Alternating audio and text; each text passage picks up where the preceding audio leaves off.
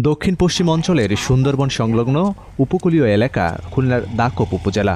চারদিকে নদী বেষ্টিত উপজেলার মানুষ সারা বছর সুপেয় পানির তীব্র সংকটে থাকেন। দাকোপের অন্যান্য এলাকার মতো সুপেয় পানি সংকটে রয়েছেন পানখালী গ্রামের বাসিন্দারা। কোনো পরিবারের এক কলস বিশুদ্ধ খাবার পানি সংগ্রহের জন্য হাঁটতে হয় 2 কিলোমিটার পথ।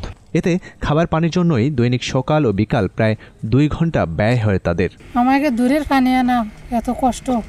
পানখালীতে আমাকে অগ্লবনে যেতে পানি আনতে ডেলি সকাল বিকাল 2 কলস পানি লাগে। এই যে টিউবওয়েলের পানি না, ওই যে টিউবওয়েলটা ভেতরে নিচে পানি ভালো না, খাওয়া যায় না। পানি এনে খেতে অনেক দূর, এমন 1 কলস পানি আনতে গেলে আধা ঘন্টা লাগে আমাদের পানির সমস্যা আছে, লবণ, আয়রন আর পানির ঘাটতি আছে। রিভার্স অসমোসিস সহ 14টি ধাপে পরিশোধিত প্রাণ ড্রিঙ্কিং ওয়াটার, 1 বোতল বিশুদ্ধতা। ব্লেন্ডার পানি আমাকে 1 টাকা করে লিটার কিনে এনে তাই খাতি হয়। আর ওই ট্যাঙ্কি যার বাড়ি আছে দেখা গেল 2 মাস 4 মাস 6 মাস এরকম হয়, যার যেরকম খরচ সংসারে।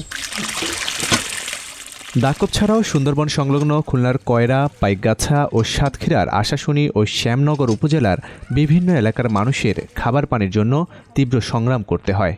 2021 সালে জাতিসংঘ উন্নয়ন কর্মসূচি UNDPর এক জরিপে দেশের উপকূলীয় মানুষের নিরাপদ খাবার পানির দুর্দশার কথা তুলে ধরা হয়েছে।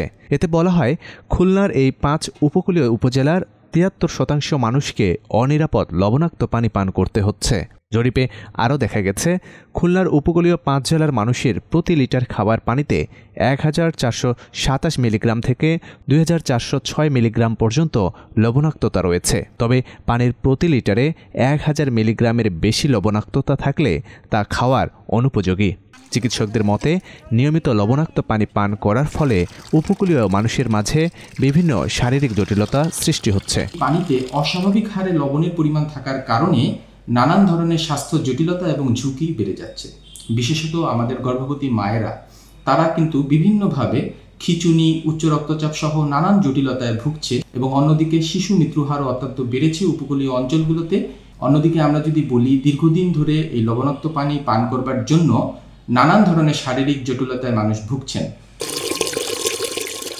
জেলা জনস্বাস্থ্য প্রকৌশল অধিদপ্তর জানিয়েছে, উপকূলীয় এই 5 জেলার বেশিরভাগ এলাকায় গভীর নলকূপ বসানো সম্ভব নয়। তাদের সুপেয় পানির ব্যবস্থা করতে বিভিন্ন প্রকল্প চলমান রয়েছে। উপকূলীয় জেলাসমূহে বৃষ্টির পানি সংরক্ষণের মাধ্যমে নিরাপদ পানি সরবরাহ, ওই প্রকল্পে বৃষ্টির পানি সংরক্ষণ করার জন্য রেইন ওয়াটার হারভেস্টিং সিস্টেম করে দেওয়া হয়। 4 ধাপে হয়েছে বিগত অর্থ বছরগুলোতে আর কি। ঠিক আছে, যেমন সমগ্র দেশে পানি সরবরাহ প্রকল্প, এই প্রকল্পের আওতায় গভীর নলকূপ, সাবমার্সিবল যুক্ত নলকূপ, তারপর রেইন ওয়াটার হারভেস্টিং সিস্টেম।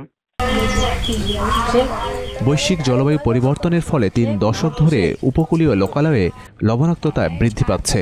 পাশাপাশি লবণ পানির চিংড়ি চাষের ফলে প্রতিনিয়ত সুপেয় পানির আধারগুলো ক্ষতিগ্রস্ত হচ্ছে। 1980-র দশকের পরে যখন নোনা পানি টেনে চিংড়ি চাষ শুরু হয়, তখন নতুন করে একটা বিপর্যয় শুরু হয় এবং এখন যেটি হয়েছে সেটি খুবই ভয়ঙ্কর।